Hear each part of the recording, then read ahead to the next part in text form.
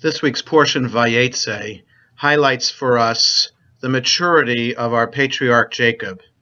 We are introduced to Jacob at the beginning of the portion as he is running away from his twin brother Esau.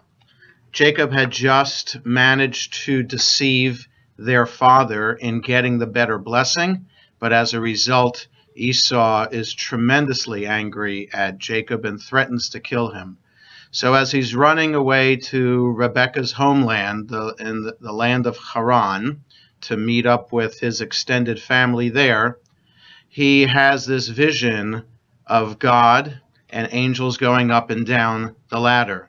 And he says that if God is with him, Jacob then made a vow, if God remains with me, if God protects me on this journey that I'm making and gives me bread to eat and clothing to wear, and if I return safe to my father's house, then the Lord shall be my God.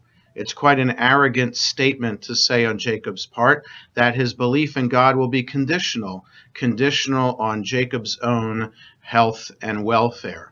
But then at the end of the portion, Vayeitzei, we find that it is 20 years later.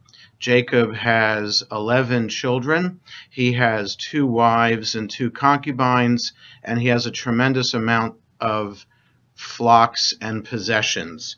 And he says there, at the end of this portion in chapter 31, these 20 years I have spent in your service. He's talking to his father-in-law Laban.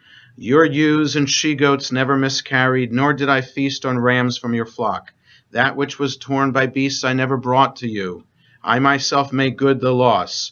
Often scorching heat ravaged me by day, and frost by night, and sleep fled from my eyes.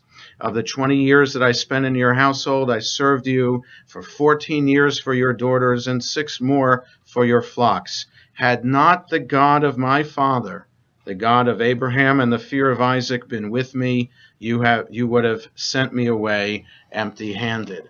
So 20 years before, God would only be Jacob's God if he were to succeed in life. And here he admits 20 years later that he wasn't successful in life for those 20 years.